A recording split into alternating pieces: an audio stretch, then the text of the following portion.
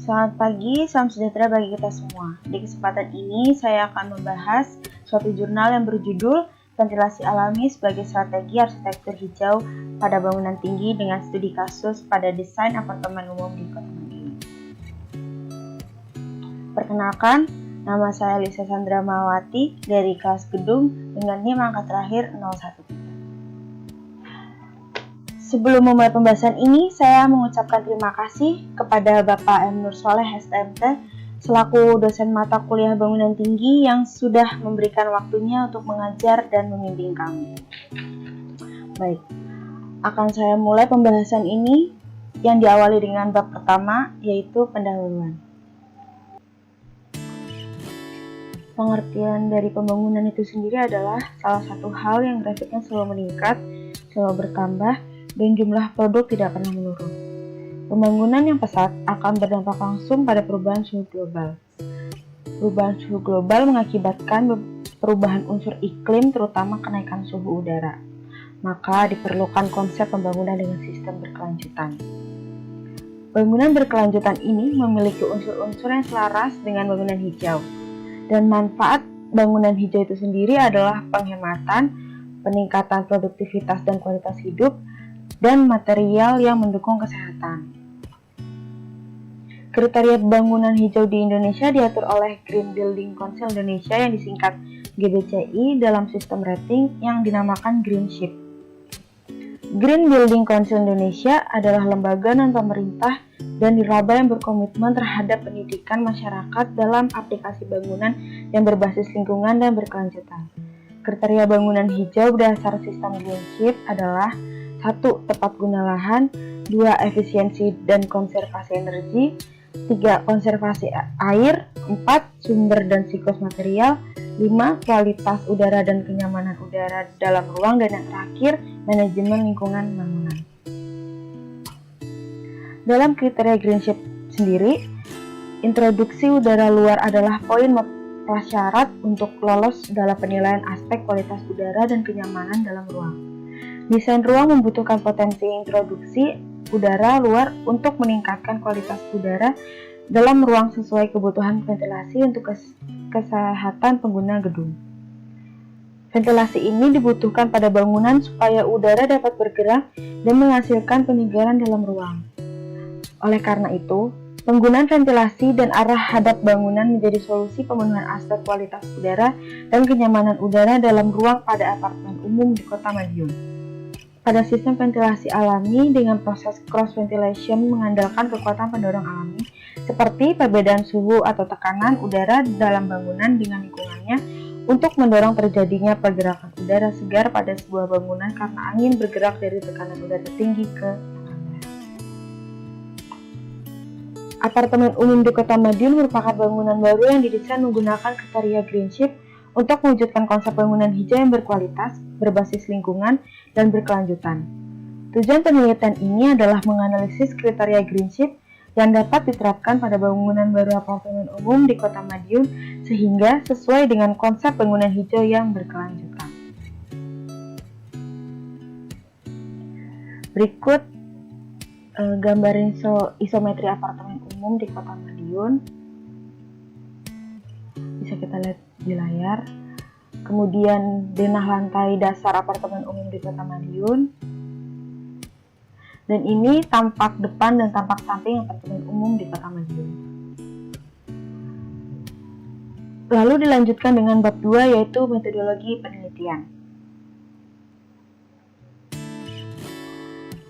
Metode penelitian ini dimulai dari persiapan penelitian dan studi literatur, yaitu mata kuliah arsitektur hijau, internet, jurnal, e-book, dan data preseden. Dan yang kedua, pengumpulan data-data yang berkaitan dengan perancangan. Kemudian pengumpulan data. Pengumpulan data dikumpulkan dengan kualitatif dan data kuantitatif. Lalu ada data primer. Data primer yang terdiri dari survei, wawancara, pengukuran. Dan data sekunder terdiri dari gambar rencana, BOQ atau Bill of Quantity, dan yang terakhir RKS, rencana kerja syarat-syarat. Lalu data-data dianalisis menggunakan skala indeks penelitian Greenship dan kemudian dibuat hasil dan pembahasan, lalu dilanjut kesimpulan dan saran. Dilanjut dengan bab 3 yaitu hasil dan pembahasan dari penelitian tersebut. Bangunan dikatakan sudah menerapkan konsep bangunan hijau jika berhasil melalui proses evaluasi penilaian yang disebut sistem rating. Nah, sistem rating disusun oleh Green Building Council yang ada di negara-negara tertentu yang sudah mengikuti gerakan bangunan hijau. Kategori dari penilaian Green Building ini sendiri ada kesusahan tata guna lahan, efisiensi dan konservasi energi, konservasi air, sumber dan siklus material, kualitas udara dan kenyamanan ruang, dan yang terakhir manajemen lingkungan bangunan. Yang pertama ada tabel kelayakan bangunan. Kita lihat di layar.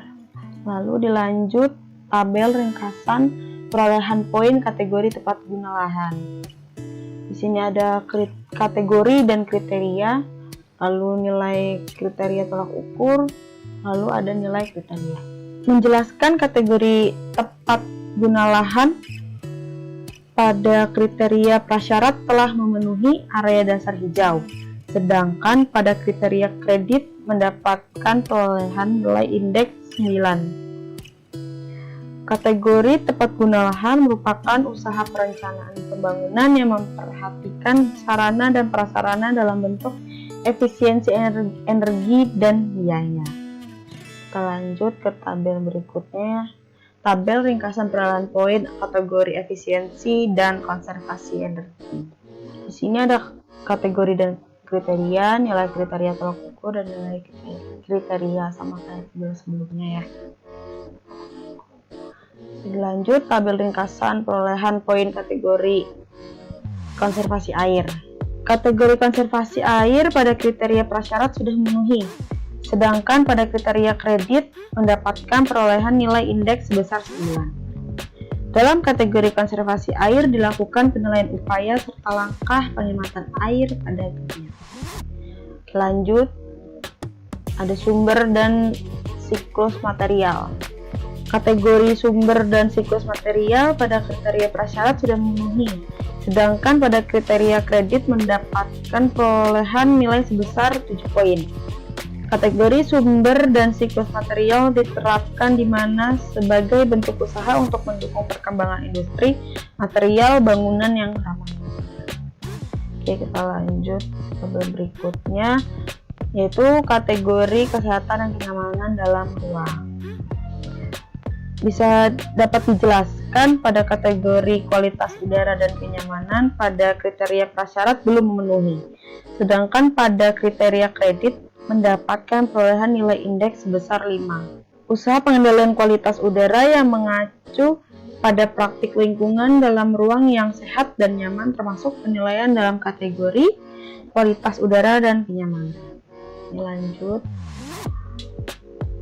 Kategori manajemen lingkungan bangunan. Kategori manajemen lingkungan bangunan pada kriteria prasyarat sudah memenuhi, mendapatkan perolehan nilai indeks sebesar 5. Penerapan manajemen lingkungan bangunan merupakan bentuk usaha untuk mengarahkan tindakan operasional pada bangunan agar menunjukkan hasil bangunan yang ramah lingkungan. Dan yang terakhir ada tabel total penilaian apartemen umum kota Madiun. Ini semua mendapatkan total keseluruhan nilai kategori 51. Di sini ada rumus persentase, indeks maksimum yang dipakai dengan nilai 101. Selanjutnya akan diakhiri dengan kesimpulan dan saran.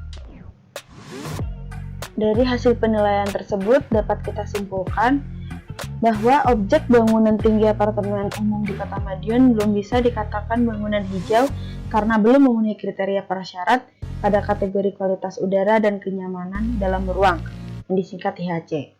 Kriteria prasyarat pada IHC adalah introduksi udara luar dengan tujuan menjaga dan meningkatkan kualitas udara dalam ruang dengan melakukan introduksi udara luar ruang sesuai dengan kebutuhan laju ventilasi untuk kesehatan pengguna gedung. Bagi pengembang bangunan apartemen umum Kota Madiun disarankan untuk memaksimalkan pada kriteria prasyarat IHC, yaitu kualitas udara dan kenyamanan dalam ruang. Pada kriteria kualitas udara dan kenyamanan harus ditingkatkan dengan ventilasi alami. Sistem ventilasi mekanis harus mencakup kontrol, manual atau otomatis, yang memungkinkan sistem kipas beroperasi kapanpun pada ruang yang ditempati. Kedua, dengan sistem ventilasi intake luar diperlukan sebagai bagian dari sistem ventilasi alami dan harus ditempatkan sedemikian rupa sehingga jarak terpendek dari intake ke sumber potensial kontaminan luar secara spesifik harus sama dengan atau lebih besar dari jarak pemisah. Sekian pembahasan yang dapat saya sampaikan. Mohon maaf bila ada kesalahan dan mohon bimbingannya bila pembahasan saya yang masih kurang tepat. Terima kasih.